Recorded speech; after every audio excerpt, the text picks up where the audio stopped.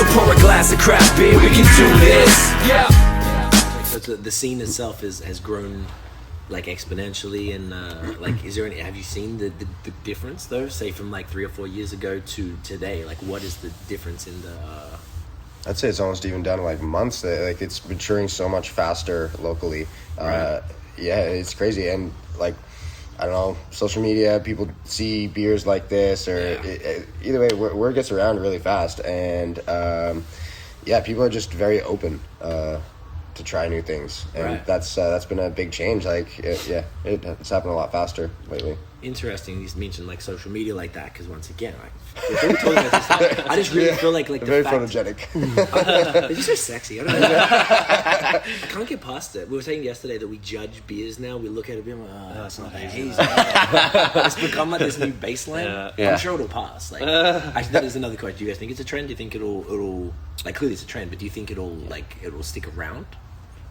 What do you think? I don't know. They're pretty delicious most of the time. Like, you mentioned BAOS earlier. Like, we've been drinking their delicious IPAs since we started, and they're just getting like better. Everything's hazy. Yeah, everything's hazy. It's richer, fuller, more hops. It's awesome. Like, so just when you sort of think that like, oh, is this gonna go somewhere? It just like gets pushed one step further thanks to people like that. So I don't know. I guess we'll see. Yeah. So do you make beers like this because this is the beer you like to drink, or is it because the people want beer like this, or is it kind of a combination of both of them?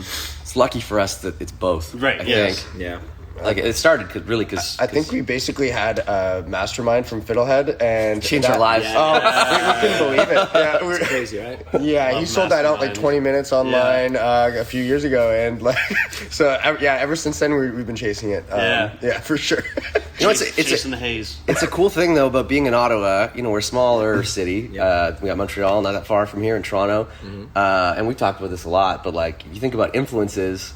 You know, if you're in Toronto, that market is big enough that you can have a scene of people, and it can be relatively self-contained, where it's big enough that people are exchanging ideas, and you've got your own kind of market that's on its own. And Montreal and Quebec have always had this great Belgian influence, and I mean, that's evolved too. But we're not that far from Vermont, and so we're almost like this weird mixing pot of influences, because we're not big enough that you could just look inward and just, you know, see what other people are doing in town and stop there. Like, we've always kind of had to look to other places to get influences, and I feel like that's kind of coming to bear on the beers that people are making in town now. Yeah. Interesting. Super impressed, man. You guys are awesome. I'm really glad we got to sit down today.